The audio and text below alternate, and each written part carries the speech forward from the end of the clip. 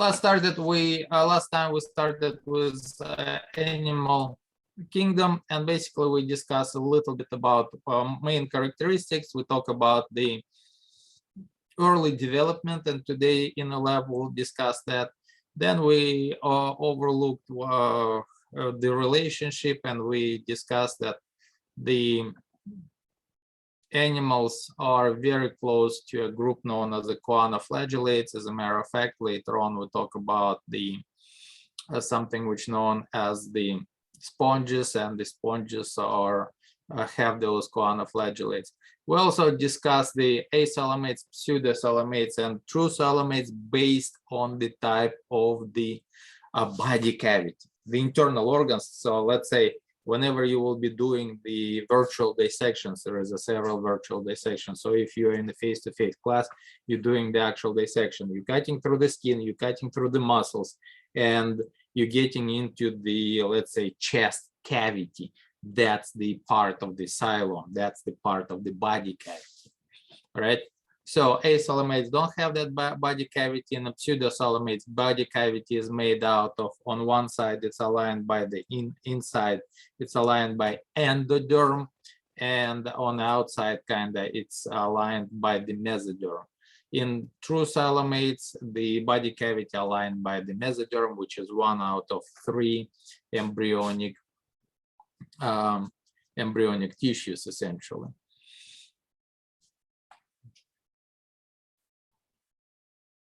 We also discussed the different embryonic development for 2 groups known as the protostomes and deuterostomes. All of those will be on the test, including the examples. It will be the question, I'm paraphrasing, but distinguish between acoelomates, pseudocoelomates, and true coelomates, or just coelomates, and give example of phylum for each group. And we're talking about the, let's see, we're looking at the flatworm, roundworm, and pretty much everything else. So here we have some of the examples of that as well. So we'll talk about the difference between protostomy and deuterostomy, and again within the deuterostomy we have just a handful of the phylum. Most of them are protostomes. And then we start on the first group known as the parazoa, near the animals, because they kind of like animals, but they're not exactly the animals, because one of the major things is that they do not have something which known as the true tissues. And we'll talk about the brief classification, the choanocytes, again, those color cells location in the sponge, the overall, the anatomy of the sponge. We're talking about sponge, perforated sac with the channels going through. And today in the lab, we'll talk about that a little bit more. The inner cavity known as the spongocell, and this is how the water comes from everywhere and then comes out. Also make sure that you are watching those particular videos. So far I think only like 3 on the first one, only 3 students were able to take a look on the videos. I would really hate to add some additional papers, and it might be a worksheet, or I might ask you to write your personal opinion on such a video, and it could be 1 or 2 or 3 videos, or maybe all 9. There is a total of 9 videos you'll see during this particular unit. So yes, please watch it. It's not a very long videos, and they will be talking about some of the things, especially like cnidarians, which will give you a better understanding of that particular material. So anyway, we talk about the classification based on the spicules, the allocation of the spicules, and what it made out of spicules, essentially creating the skeleton of the sponge. And today in the lab, again, we'll talk a little, we'll look at those a little bit closer. So next phylum known as the cnidarians. Cnidarians are radially symmetrical, and that's a diploblastic creatures. Diploblastic meaning that they have an ectoderm and endoderm. They don't have mesoderm. Instead of mesoderm, they have something which known as a mesoglia. It's non-living protein, mostly protein and water stuff, so gel-like, hence the name jellyfish. It's jelly because it has a very thick layer of that particular mesoglia. And there is two main forms of the predominant forms within the cnidarian, something which known as a polyp. It's essentially cylindrical and the tentacles going upwards, or medusa, free floaters, and generally the tentacles facing downwards. Okay, as a matter of fact, in most of them they will have different parts of their life cycle. Whenever let's say the polyp will produce small medusas are floating around, going through the process of sexual reproduction, at some point of time flipping over, going back, going on the bottom, and they turning into a polyp. So those ones are acoelomates, and that's a radical symmetrical. Radial symmetrical, and we discussed last time a little bit about the bilateral. So whenever you have a particular end going and start sensing the environment, you will have to increase, well, the nature is increasing the amount of sensors on the front end. As a result, we start seeing the formation of some sort of brain. So we start looking at the process known as the cephalization, formation of the head. Those guys, they are radial symmetry, meaning that any kind of site would be interacting with the environment, so they don't really have a brain. They're completely brainless, literally no brain whatsoever. Instead of centralized nervous system with the brain and then nerve cord, all that particular stuff, they have something which known as a nerve net, because they are receiving the signals pretty much from their surroundings equally. So there is no concentration of the nervous tissue, or not much. All right. So here we have some of the medusas. This is we have some of the polyps. Some of them are tiny, little bitty, like for example in the corals, and the coral will create the polyp of the coral will create the shell, the skeleton, which essentially create something which known as the coral reefs, and we'll talk a little bit about that. But generally they tiny, little bitty, and they're creating the colonies. Usually a tiny, little bitty ones. There is some large ones. And the colonies creating the land masses such as coral reefs, right? And we'll talk a little bit. And then the free floaters, the medusa. So in this particular case, we're seeing the polyp, which is actually producing some of the medusas. So body plan, again, very simple. It's basically a sac within a sac. So we have the outer sac, and then we have the gastrovascular cavity. This is where from the mouth, this is where the food goes in, will be digested in here. They don't have a vascular system, so a simple diffusion will take nutrients all over the place. And then what happens to the undigested particles? They will come out from the mouth. So it's basically a mouth and the anus at the same time. They have incomplete digestive system. Usually the complete digestive system have the start, the digestive tube, and then the end. So in this particular case, they have a cavity. No full digestive system yet. But well, again, medusa and polyp have pretty much the same thing. Tentacles grab the food, takes it to the mouth, move it to the gastrovascular cavity, the food digested, nutrients spread it out, whatever is not digested will be essentially thrown out. Very simple structure. They known as the cnidarians because they have a very highly specialized cells known as the cnidocytes. Okay, so in this particular case, cnidocytes will contain something which known as the nematocysts. So in this particular case, we're looking at the cnidocyte as the cell. Within this particular cell, we have that particular barb which is shooting literally at the speed of bullet. So essentially, what we have a swimmer, for example, right, going and touching the jellyfish. Anybody has been stung by the jellyfish before? I did. Not much fun, even though it was a mild one. Still not much fun. And then some people, you coming out, you have that particular, usually it's kind of reddish burn, and the people like, oh, you need to pee on it. Let me do it. Nope, thank you. No, it's the pee does not really do anything. I guess it's adding insult to the injury. Like, yeah, you're being stung and then you're also being peed on. However, any kind of acidic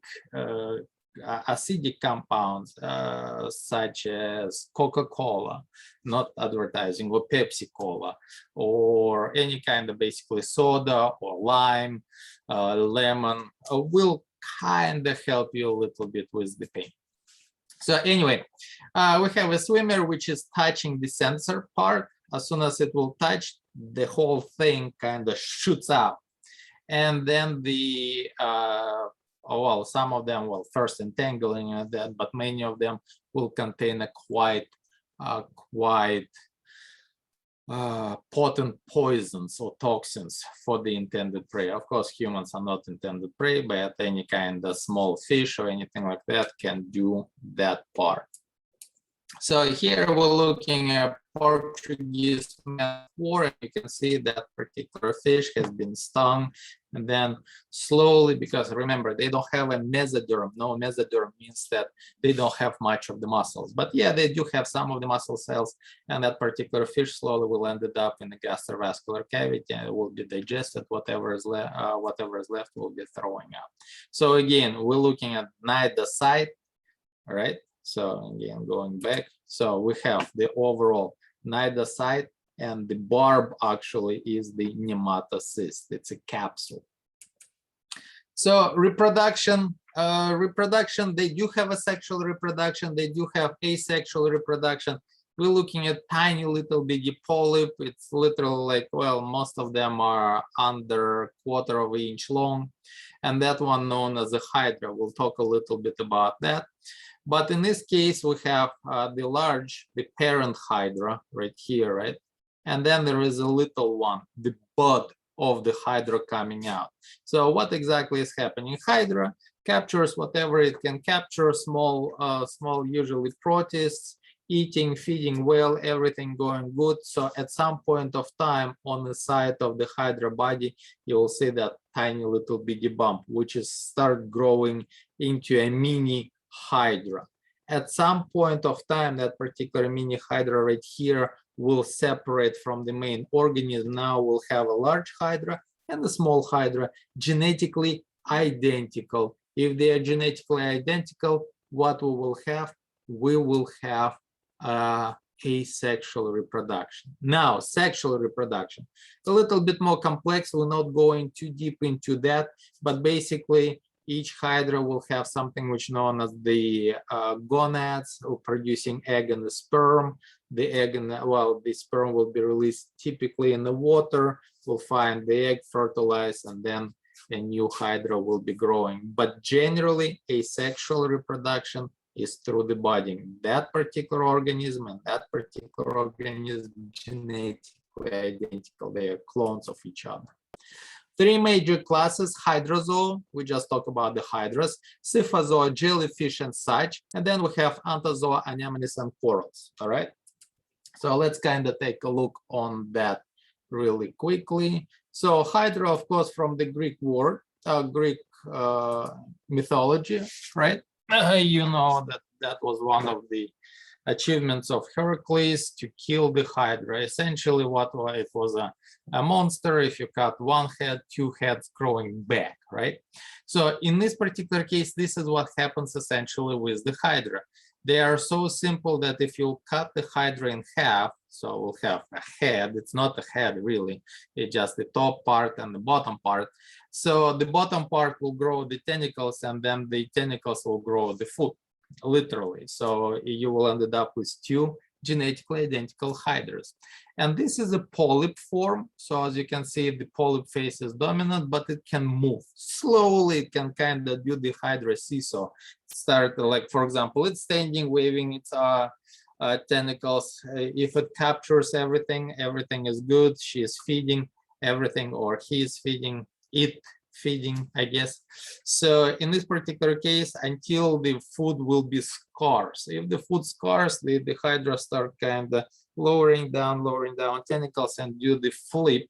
And now it's in a new place and it start waving the tentacles again. So in this particular case, we're looking at the gonads. As you can see, the same hydra can produce male and female gonads, but we're not going too deep into that. The main idea is for you to understand that it's a diploblastic creature, means it has only 2 layers. The middle part known as the mesoglia, digestive cavity, tentacles, and the cnidocytes. All right. So here we have some of those particular hydras. We have a green hydra. You can see the butt coming out. You already seen that picture. Here we have a hydra with the butt coming out, and that one probably separated relatively well, a couple of minutes ago. And here we have another hydra with 2 buds coming out. That one will separate fairly soon, and that one will follow it. Any questions, any problems on that? So this is a hydra, typically freshwater, typically relatively small. Most of them, like I said, about 1/4 of an inch. You'll have to have a dissecting scope or actual microscope to see those, but they are pretty much everywhere. I have a creek on the back of my property, at the end of the backyard. So I'm sure that in some shallow areas you can find those particular hydras, but you have to get the at least a magnifying glass. All right, so next one, Syphozoa. That's a jellyfish. Typically, the medusa is dominant. They have the polyp phase, but very, very short. Generally, they are seawater creatures, and some of them can be extremely dangerous to the humans. This one is something which known as a box jellyfish, about the size of the fist, brushing, and you can find it near the Australia, right? And you know, Australia is the very strange place where tons of deadliest things are there. I mean, most of the deadliest, like most venomous spiders, most venomous snakes will be found there, and the most venomous jellyfish. The box jellyfish brushing off the person most likely will die within the next several hours. We don't have the antidote for that particular thing. This guy right here, see how small it is? About the dime size. So you're swimming, you're brushing over, you will not be even be able to see that particular creature in most of the cases. It's tiny, but if that one will sting you, well, the person being stung by that particular jellyfish will not die, not from this from the stinging, but it will develop the toxin will suppress the nervous system. So basically, a person goes into a deep depression. You don't want to live. You don't want to do anything. You want to die. And then some people will finish them off themselves, so going into a suicide part. So yeah, and those ones are, well, you've probably seen those if you've ever been in any kind of aquarium themed, like in a restaurant or in the Moody Gardens or in the Houston Zoo. That one is Aurelia, is very, very common jellyfish. I have a friend who has a huge seawater tank, and he has a couple of those creatures, but they are very aggressive. They slow, brainless, extremely successful group. Simplicity, but they are reproducing. And what's really kind of sad that we as humans killing the natural predators like the seals, larger animals, and some of the fish, As a result, those guys start growing unchecked, and we are responsible, well, partly at least, responsible for increasing in the increasing in numbers of the jellyfish throughout the world. All right, so next one, the class Anthozoa anemones and corals. You probably all of you seen it, or at least watched the videos of some sort. They can build one of the largest land masses known as the coral reefs. Anybody knows where the largest continuous coral reef is?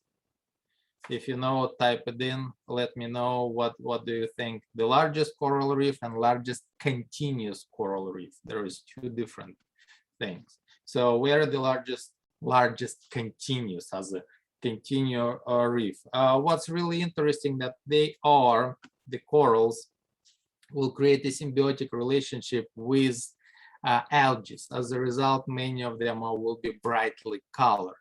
So they have a symbiotic relationship. Algae will provide through the photosynthesis food for the coral, or at least partly, and of course the corals will produce, will have a place for the algae to live and fend off any kind of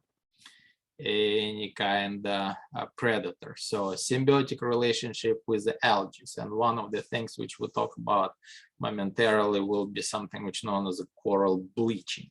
So anybody knows where the largest reefs are?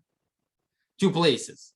The largest overall coral reef is known as the barrier coral reef off coast of Australia.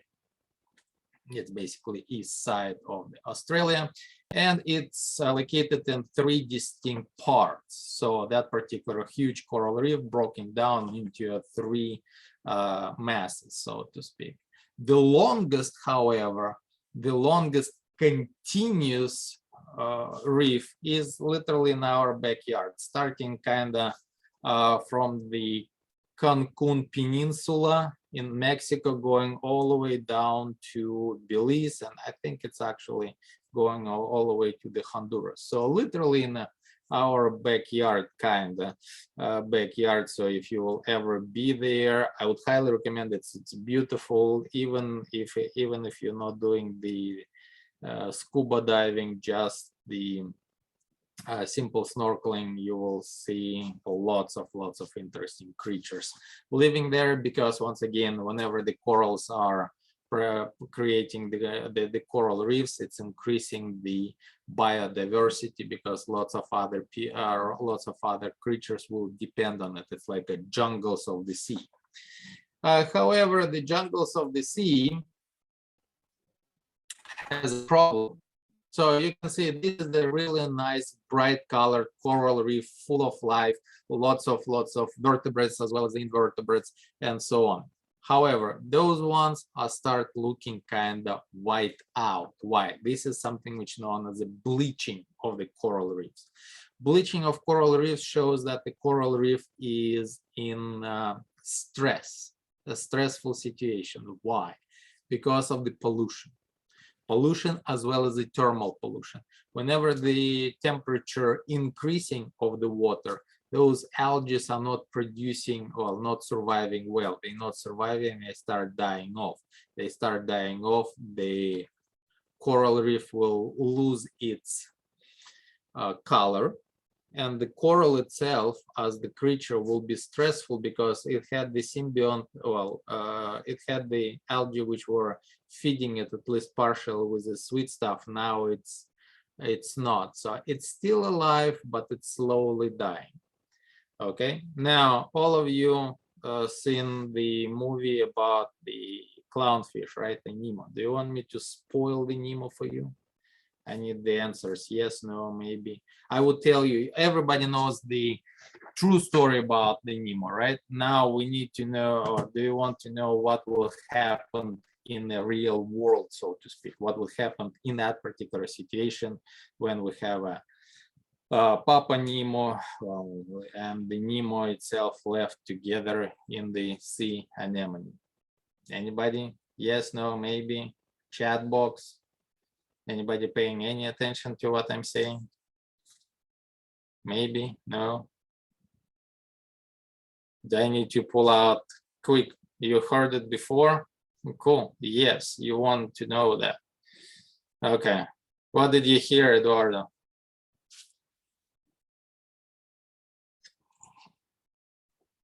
It is gross, yes.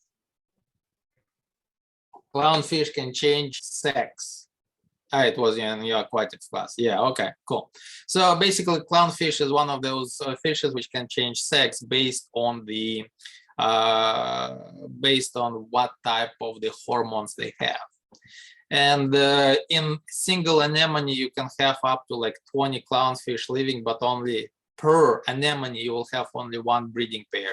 A female will choose a male and it will breed only with that particular male. That's it. So everybody else will be shooed off.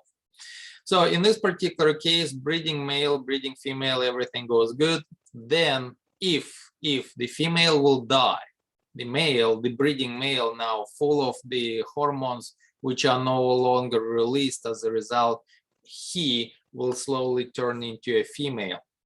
So it will become a she. Now that particular female will choose fully functional female, everything is good. Now she will choose the next breeding male and they will continue to breed together. So it's basically queen is dead, long live the queen. In this particular case, if you'll apply that to the settings of Disney movie, while the Nemo is growing, his father, who was a breeding male, starts slowly turning into a, well, essentially mother, a female of the clownfish. And whenever the Nemo will get to the adulthood, so to speak, he would be mating with his father, who is actually now his mother, and also he is mating female. So yeah, that's what would happen technically in a real world situation. And basically it kind of makes sense. So because the colony will continue to survive, well, colony of the fish, of course, and in this particular case, clownfish. So female dies and then the female continue to, well, continue for the next generations. So here's what will happen in the Nemo situation. Now, again, remember we're talking about the body cavities, right? It will be on the test. So let me again refresh your memory on what the body cavities are, and this is some of the examples. Acoelomates, no body cavity. We have the ectoderm, endoderm, mesoderm in between, and there is a gel-like filling between the mesoderm and endoderm. No cavity whatsoever, hence known. No xylem cavity, no xylem, no cavity. Example would be flatworms. We are about to talk about the flatworms, some of them free living, many of them are parasites. I'll show you some of the gross pictures today. So next one is a pseudocoelomates, another group of worms, something which known as a roundworms. They're actually close related to the arthropods because they have something which known as the exodus, meaning shedding of the outer skin, so to speak. So those ones, they have the xylem, so ectoderm, endoderm in the middle, and then we have a layer of mesoderm. So the body cavity where some of the internal organs will be located at, like gonads, for example, will be sandwiched between the mesoderm and endoderm, right there. And that's a false cavity, because true cavity, and pretty much everybody else, this is the segmented worm, mollusks, arthropods, the ticks, the crawfish, shrimp, insects, my favorite, my topic, right? So those ones, and including us humans, we are not insects, but we are vertebrates. So those ones would be the true coelomates. In our particular case, the body cavity in any of those things are line up on either side with the mesoderm. So body cavity within the mesoderm, all right? So let's see. Phylum Platyhelminthes. Platos means flat, helminthes means worms, flat worms.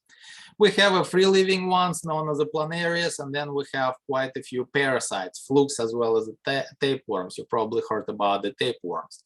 So very simple acoelomates. However, now they bilaterally symmetrical. If they bilateral symmetrical, they will form a head. They do not have a cardiovascular system, so all of the nutrients have to be, as well as the oxygen, go in, and carbon dioxide and waste have to be removed by the simple diffusion. Therefore, they stay relatively small, generally speaking, but definitely flat, thin. So the diffusion can go relatively fast. So here we go. That's why they call the flatworms. They are divided in 4 classes. Those guys are come up with a very important thing, the head, because once again, front end goes into the environment, have to sense the environment.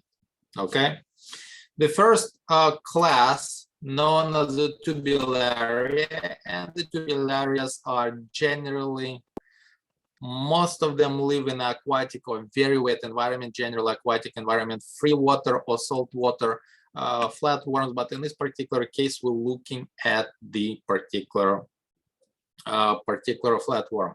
That one is a planaria, usually about a ½ inch. Tons of planaria in the local creeks. If you flip, especially when I was hiking somewhere near the Austin, one of the state parks, and then there is a creek, and I flip the rock, and it was literally lined up by tiny little bitty planarias. Lots of them free living, not a big issue, quite the interesting creature. You will have a video on the flatworms. I'll post it probably with the next batch of announcements, but it's quite interesting video, shows you the those particular creatures. Plus they have quite interesting thing about the sexual reproduction. I'll talk a little bit about that. So anyway, so in this case, we have the eye spots. It's not eye forming or image forming eyes, but that's the sensors for the light. And again, there will be a little brain, not a very developed brain, but again, we start seeing the concentration of the different sensors in the front end. Very simple structure. If you'll cut planaria in half and give it time, the head will grow the tail will grow the head. Everything is fine. As you can see, they are very simple acoelomates. So we're talking about ectoderm, we're talking about mesoderm, and then endoderm. Now we have it's not really a body cavity. It will have a fluid-filled cavity, and in this particular case, it will have a very interesting tube structures known as the flame cells. The flame cells, at the end of that particular tube structures, there will say a flame cells. Flame cells is basically a cell with a bunch of cilia which are beating constantly. So under the microscope, they're looking like the flames. So what it is, that's the beginning of the excretory system. The nutrients which will be digested in the gastrovascular cavity goes into the cells. Cells will absorb, dump the waste either outside or inside into that particular jelly-like material. And from there, through the diffusion, they will get to the flame cells, and flame cells will create the flow of liquid to get the waste out. So this is the beginning of the excretory system. So we start seeing the cephalization, we start seeing the eye spot sensitive. That's the sensors which are detecting the light. They still don't have a complete digestive system. They have a structure known as a pharynx. It's kind of muscular tube which is coming out kind of in the middle of the body. And with that particular muscular tube, they will suck in any kind of food particles. It will go into extremely extensive digestive gastrovascular cavity. It will go through the whole body.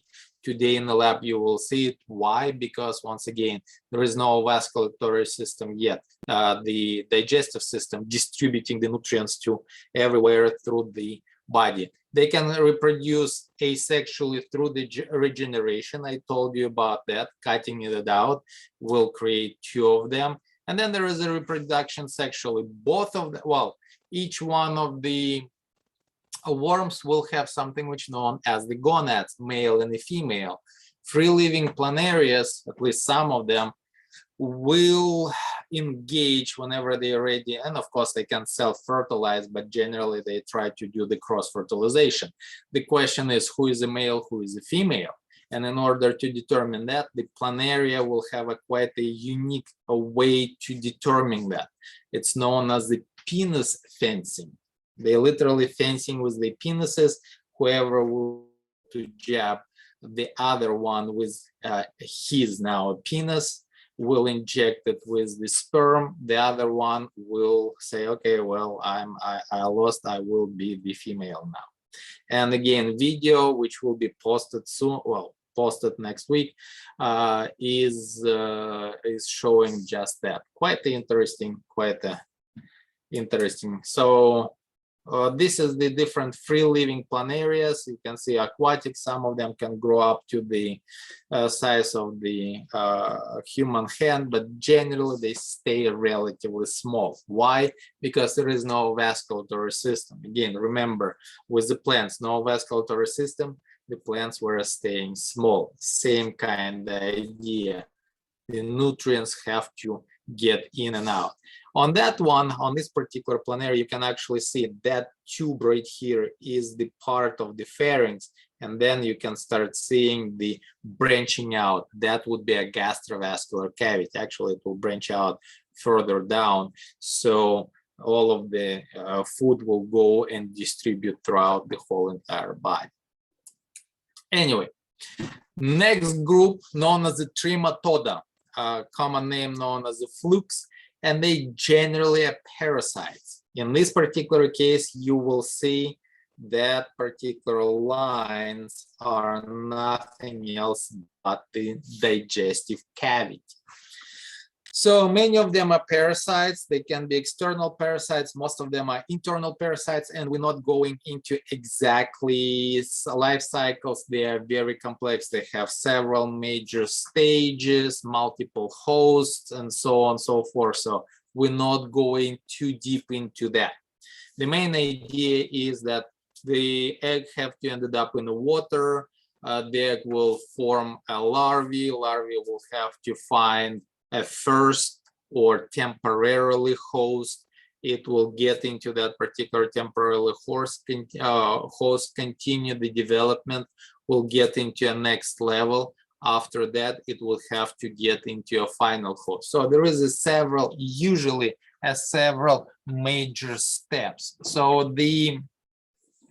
the life cycles are very complex, and in order for a single individual to get through all of those cycles, especially when you are changing 1, 2, 3 different hosts, the probability of the event is relatively small. As a result, those guys are producing thousands upon thousands upon thousands of eggs in a vain hope that one of them will survive and will go through the complete cycle. So here we have a very simplified version of the life cycle for the Asian liver fluke. Humans, or most of the mammals, are the final host. They don't, well, the worms do not discriminate. So in this particular case, what we'll have, they will live literally inside of the liver. They will be feeding off the blood. They will be produced tons of eggs. Eggs will go through will get into a digestive system. Through the digestive system with the feces should end up in the water. And again, in the water, there will be a free living larvae hatches, which will start swimming, and it will have to find a particular snail. Then the snail, as soon as it will find the suitable host, it will burrow through the flesh and will start living inside of the snail. And then there is several directions depending on the liver fluke, species of the liver fluke, what exactly is happening. But the snail, a small snail, needs to be eaten by something else, let's say a fish. And then that particular fish, well, as the fish will eat the snail, the larvae will turn into another larvae stage, and it will embed itself typically within the muscles of the fish. And then whenever the human eating the fish, uncooked fish, for example, or not fully cooked, those particular cysts might end up in the human, and then in the human digestive tract, and then they are burrowed through the wall of the digestive tract, ended up in the bloodstream, and the blood will take them into the liver. So cycle complete. So that's, I'm not against sushi. I will tell you right away, I'm eating sushi periodically. Fresh, well, I mean the raw salmon or tuna or anything like that. And I'm really good about that, don't have a problem with that. Because that's something which known as the oceanic or salt fish. Salt fish, they might have some of the parasites, but those parasites are unlikely to survive in the human being. For the freshwater fish, let's say if you'll tell me like, oh, we have the carp sushi, they are so good. They're any kind of freshwater like carp, or let's say the catfish sushi. I'm sorry, I rather have those ones cooked. Thank you. So kind of be careful with what you eat, so to speak, because yes, worms are. It's kind of hard to get rid of those ones as well. So, and I promised you some nasty pictures. So here we go. This is the open liver, and that's the actual liver fluke. They grow about an inch and a half, and they live and suck the blood out of the liver. As a matter of fact, sometimes they can encapsulate themselves inside the liver, and you're looking at the capsule, and this is the liver fluke. You'll see the similar example today during the lab. So now schistosomas, known as the blood flukes. Well, liver flukes lives where? On the liver or in the liver. Blood flukes lives in the blood. And this is one of the most important parasites. Basically, it's bested only by the malaria. We're talking about millions of people infected worldwide. The vector, the transportation part, how the humans can get that particular thing, is something which known as mosquitoes or bloodsuckers. Any kind of bloodsuckers might.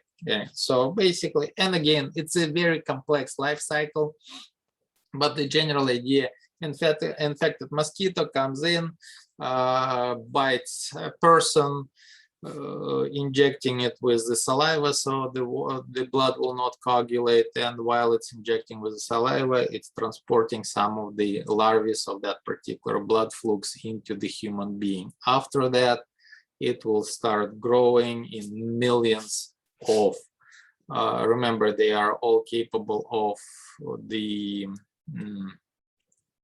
sexual as well as the asexual reproduction, and the final host human can have literally millions of those particular worms floating in the blood without person knowing, without testing, so to speak. So yeah, not a very good one. Here we have another one known as the Echinococcus. Hyper tapeworm, very small, less than about a quarter of an inch as the adult. So that one is not long, even though it's a tapeworm. Usually tapeworms are long. I mean, we're talking about a couple of meters long. But this one is very, very nasty. Luckily, we don't have those ones here, well, at least in the Houston area. in America, we do have some of the species of an echinococcus, but it's mostly like up north, Alaska, etc.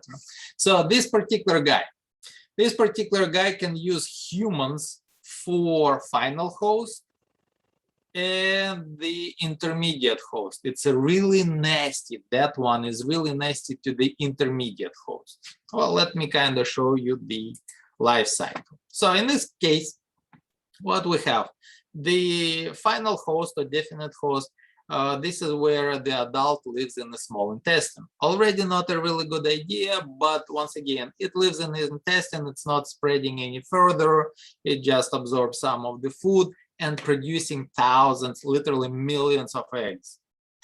Eggs comes out through the feces, and in the feces they will end up in the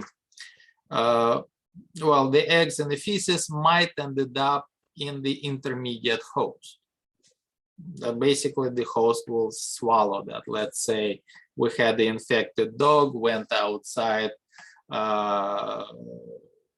expelled the poop and or feces, and then later on some sort of a goat or a sheep were munching or grazing in the same type of, well, in on the same field, and accidentally eat a couple of small pieces of the feces along with the grass. So now those particular eggs will get into a digestive host, digestive system of intermediate host, and they will not stay there. That's the worst part.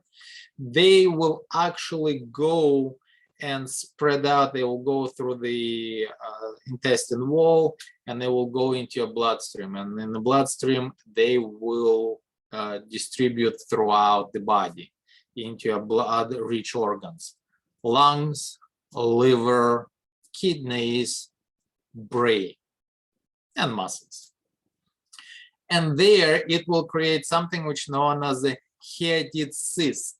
Hiatid cyst is basically asexual reproduction. It will create one organ, well, one cyst will create, and then it will start dividing, increasing in size. As a result, those particular organs quite often would be filled up with the cysts. And later on, whenever the final that particular creature will be, of course, slow, sick, and will fall easy prey to any kind of predator. Predator eats that infected meat, and then it will end up in the digestive system, and we're looking at the adult. So adult worm developing in the definite host. So humans can serve either or.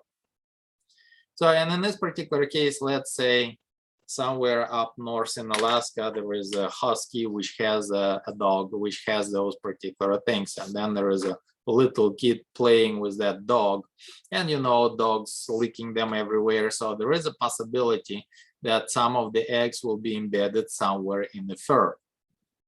Now, the kid was playing with it, no problem, and then he decided to have a quick snack without washing his hands, so eggs will end up inside of the digestive system of that particular kid. Then they will go through and infecting major organs of that particular kid. And this is what I'm talking about. So here we're looking at the actual cysts. As you can see, they're growing relatively fast, relatively large. So that one is about ½ inch, 4 to 5, so 1 centimeter. So it's a metric. So 2 centimeters, 2.5 centimeters is about the inch. So we're talking about 2 inches in diameter. That one is almost 3 inches in diameter, filled up with the hungry larvae, so to speak. And this is the infected. Liver. So you can see tons of cysts within the liver. Now we're looking at the kidney, tons of cysts inside of the kidney, and now we're looking at the rat. So once again, rats can carry those particular cysts. A kitty cat will capture that, eating, will become the definite host.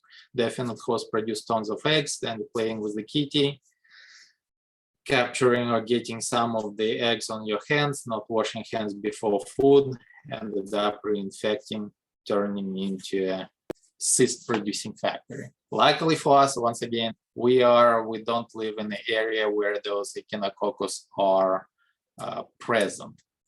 Next group, known as the cystoda, also known as the tapeworm, and those guys grow long. We're talking about 20 meters, 60 feet long, essentially for the entirety of the digestive system, more specifically the intestines, not digestive system, but the intestines. They don't like the stomach because of the acid, but starting with the small intestine throughout the large intestine.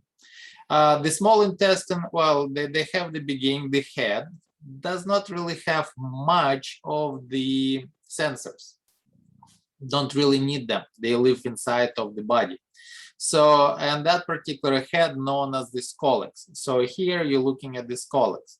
Typically, the scolex will have a suckers and hooks or both. So you can see the suckers as well as the hooks. This is helps the worm to attach to the wall of intestine. It's slippery in there. So as soon as it attaches, it will start kind of growing something which known as the proglodids segments. And as it grows over a period of time, those particular proglodids become larger. They sexually mature separate from each other. And each proglodid essentially is a pouch which contains both the male and female gonads. Male gonads, of course, will produce the sperm. Sperm comes out and gets and self-fertilize the eggs. Now we have a single pouch, which is self-fertilization. So later on, we start seeing the reduction in the male gonads. They no longer need it. But then the mature proglodids, each one of them is literally a pouch filled up with the eggs. Thousands upon eggs, and at the end, as those pouches become rather large, those particular pouches, the proglodids can separate from the body of the worm, going into the feces in the vain hope to end up in the water and go through the life cycle. That's the general idea. So here what we're looking at, and this is the scolex, the head, and then it starts producing those small proglodids. As the proglodids are moving away, they continue to grow in the large segments, and this one is the mature proglodid ready to be detached without damaging the worm per se, and that one is already filled up with the eggs. So, and this is once again, we're looking at the head being attached to the intestine, and then it continued to grow through the entirety of the digestive system. That's why they can grow long. Most of the time they stay within the intestine, but if there is like one or two those particular worms within the intestine, they might start pushing themselves out. And if it was detached and the movement went upwards, so instead of going downwards, it's ended up being in the stomach, it will start wiggling its way out. Why? Because again, stomach contains a high level of acid, and the high level of acid, they don't like the acidic environment. You might end up with that. So we see the person taking out usually it's not coming out from the mouth, but in this case it did, because for whatever reason it ended up in the stomach, start making its way through the esophagus and the mouth. So here we're looking at again scolex, and you can see those particular segments initially small, but over a period of time they're increasing in size, and the very last ones are filled up with the millions of eggs ready to be detached and sent into the wild, so to speak. So yeah, not very appetizing. All right, any questions, any problems on that? So, and we're done with our flatworms. Next group known as the roundworms. Roundworms, some of them are, oh, I really hope that none of us have that. It is possible to have that, but generally we don't. Most of the time, how you will get those particular things is with contaminated meat. Here in United States, we have a fairly good, not the best, but fairly good checking of the meats, even though once again it's being reduced in size. Contaminated meat, we're talking about in some cases the eggs will be, well, egg goes through the water, ended up in some sort of meat or fish encrusted in the muscles. And then whenever you're eating undercooked or raw, again, freshwater fish or raw meat, you might ended up with that. But generally in United States, we have, if you know the source, but on another hand, if you are a hunter and you're going and hunting, I don't know, a wild boar, I would not recommend, and some people do, I've seen that done. Some people just hunt and they will go cut the piece of meat and they will eat it raw from a wild boar. You're asking yourself to have at some point of time some sort of worm, specifically tapeworm, because tapeworms do not discriminate between swine and human. As a matter of fact, our digestive systems are fairly similar. So generally we don't have that, but yes, in some of the cases and some of the places in the world, we will have, well, they will have that. So generally, a couple of things which you need to be aware of. If you don't know the source of the meat, cook it fully. Don't go with, oh, I have a bloody steak today. Maybe I'm going for the bloody steaks periodically. Not huge fan of that. I do like medium rare rather than rare, or medium well done. And water.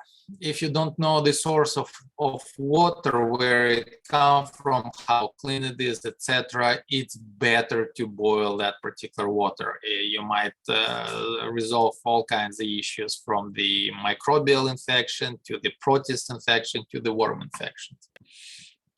So anyway, roundworms, a little bit more of nasties, and I'll talk to you about those ones. The hookworms, you probably heard about that. Ascaris, that's a common parasite, but some of those particular worms are free living. As a matter of fact, they're one of the most common worms in the soil.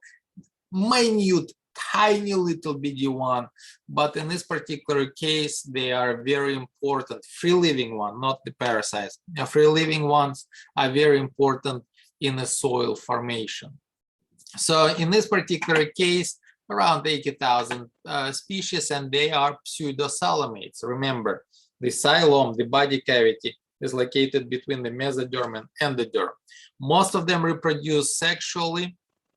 Males and females, quite often, especially for the parasites, they will be found in the same organism, of course. And trichinosis is one of the common diseases which a person can get, especially from the undercooked pork.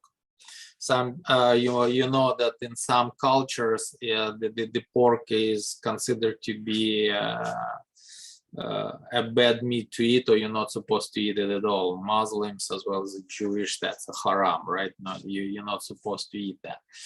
That's probably, and I don't, well, there is a religious explanation why you're not supposed to eat pork, but I think from the biological point of view, people observe that you're eating pork and then over a period of time you might get sick. So they said, well, let's kind of skip on that.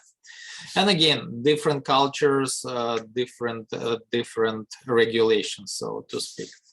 So here we talk about the heartworm. Unfortunately, we have those particular things here in the Houston area, which might affect not humans, but our pets, dogs and the cats. And the heartworm, the vector, how the dog or cat can get the heartworm is mosquito, right? And the pinworms are from the fleas, I think.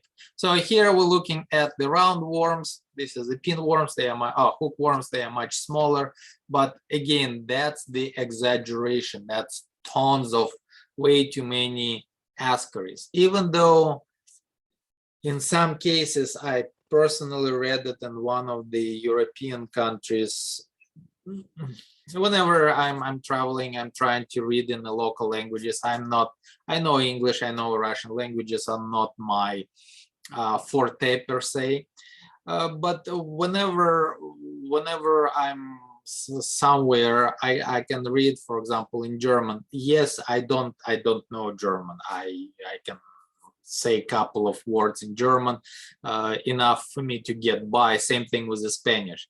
My Spanish is not very good, even though I spent quite some time in Mexico, and I'm good enough to talk, to speak in Spanish to get myself a couple of beers and ask where the restroom is.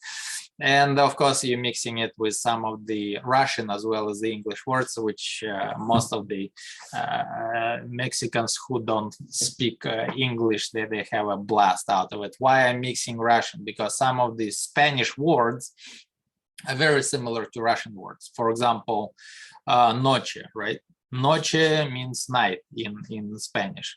In Russian, it's noche. Noche, noche. Same thing.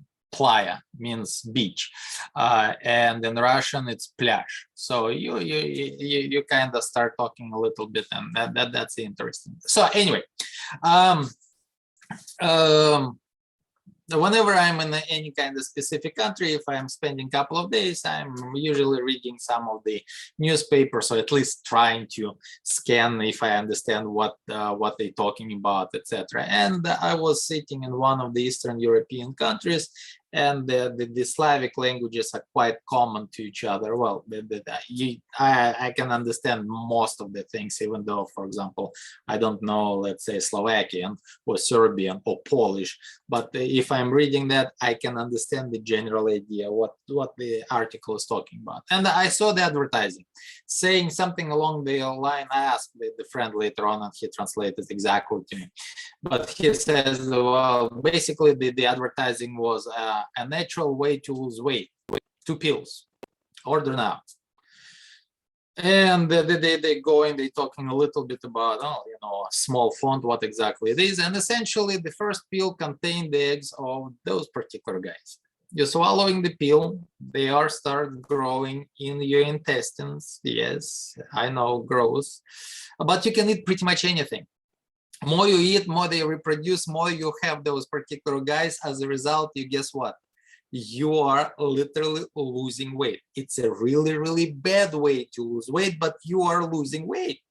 You're eating as much as you want to. Those guys are happy. They are growing fast. They're producing thousands upon thousands, millions of eggs, which comes out through the feces, but you're losing weight. Whenever you got to the weight you desired, you're going with the next pill, which basically kills all of those creatures inside of you. And later on, couple of hours, 8, 12, 15, 16 hours later, you have a really, really strange stool with the dead creatures in them, and that's it.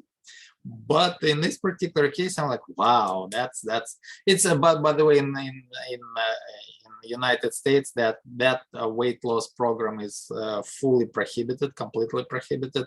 But on the internet, you can order pretty much anything, and I would not recommend you to go through that particular program, because those guys, well, besides the growth factors, those guys produce quite a lot of toxins, because essentially whenever they're consuming whatever you're consuming, they have to secrete anything or excrete any kind of things right straight into your digestive system. So yeah, not a good idea. So anyway, here we're looking at the heartworm, and you can see in this particular case, heartworm is the roundworm which is infecting the heart. Basically what happens, the mosquito bites the final host, transferring the larvae goes into with the blood flow, gets into the heart and start growing there.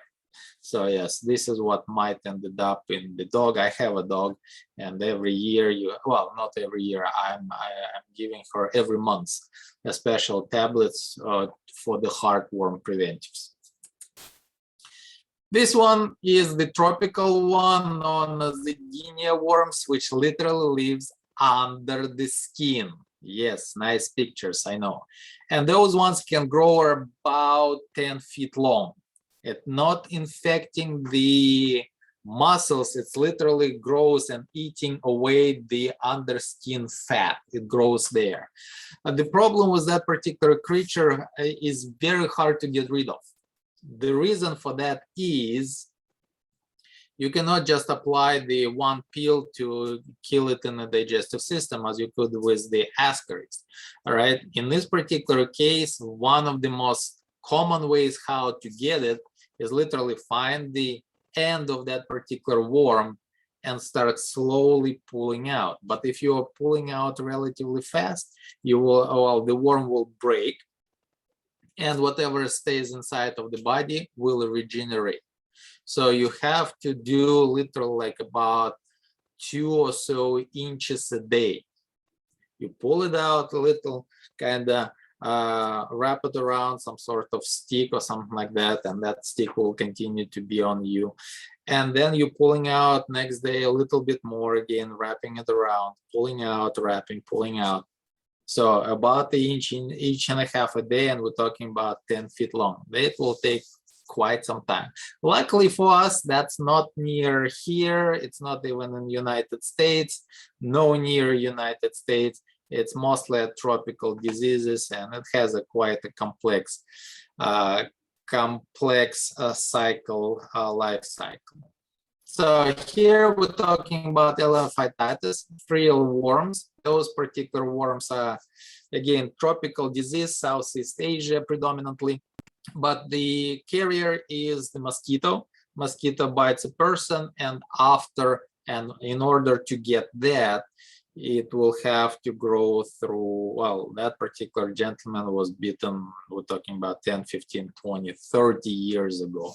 It takes quite a large time. What exactly happens to those particular worms? They are migrating into something which is known as a lymph system, and eventually they start clogging up the lymph nodes or lymph vessels.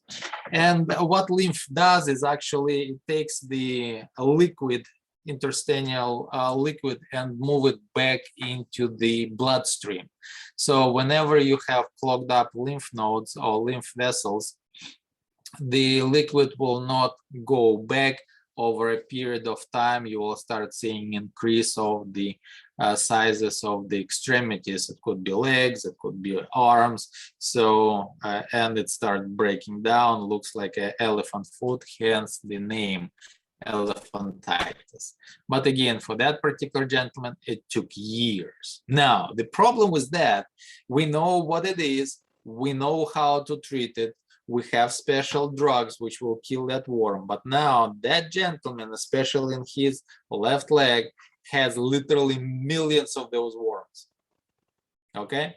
Now, millions of those worms, if you'll kill it right away, all of them, they will clogged up and they will start floating in the lymph system. Dead worms now.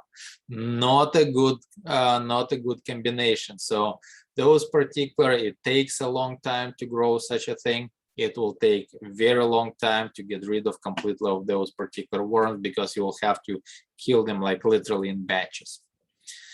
So yeah, that's some nasties, right? So here we go. This is what we have. We have again juvenile migrate from the lymph nodes to sexual maturity. Then it will get into the bloodstream. From the bloodstream, we have to have a mosquito drinking that particular infected blood, then have to infect the other person. So in this particular case, everything is based on the females mosquitoes, because males do not really bite. They don't really need the blood to survive. So yes, Malaysia. So in this particular case, this is Southeast Asia part. So anyway, trichinosis, and today you will see it in the lab. Basically, the larvae will be embedded in the meat. Whenever the meat is not cooked well, it will continue, well, it will go into the digestive system. The acidity of the stomach will kind of initiate them, and they will start growing in the large intestine, small intestine, generally speaking. So, but they will be embedded in the muscles. You will see it today. We'll talk about that. So, what's really interesting about the roundworms, besides that many of them are parasites, they are come up with something which is known as a complete digestive tract. They have a mouth, and now they have anus. So the food goes one way only, not like we had before, whenever it goes in the flatworms, so in cnidarians and the flatworms, it goes through the mouth, and then they have to throw up whatever they didn't finish. So we'll talk a little bit about the ctenophores, the cum jellies in the lab, and there they have something which is known as a traveling anus, and I'll address that later. But the roundworms are the first group of creatures which come up with the complete digestive tract. Here's another very interesting group of Nemertina. That's a worms, a very specific worms, but they are closer to the flatworms.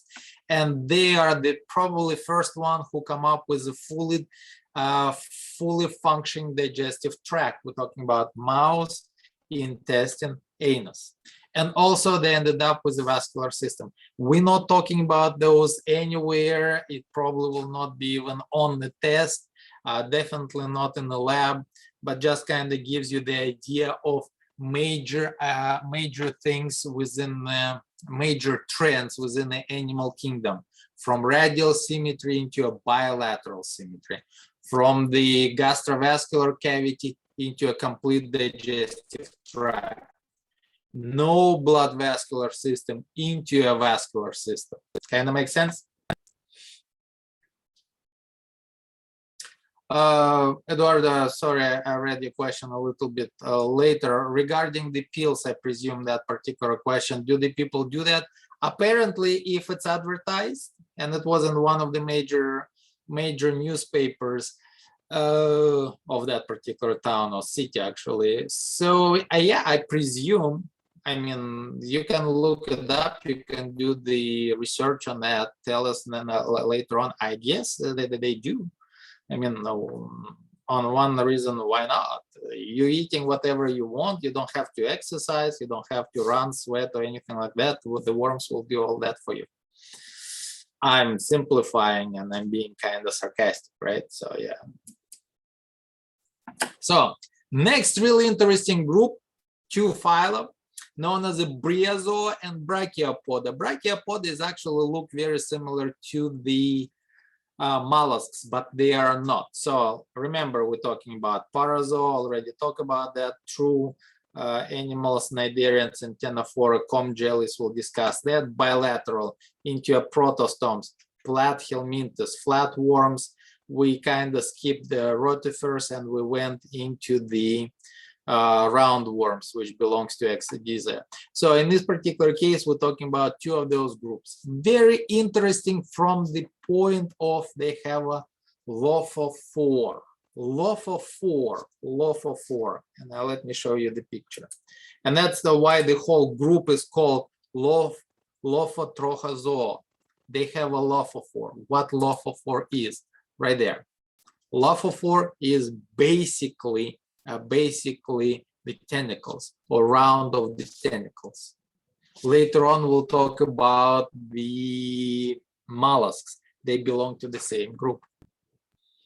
So lophophore is basically tentacles which that particular small, relatively small creatures, bryozoans, capture that. But in this particular case, the presence of that particular organ combined them into a separate clade. See, all of those mollusks as well as the annelids. Annelids are segmented worm, the earthworm. You can say earthworm doesn't have tentacles. No, it doesn't, but its larvae does.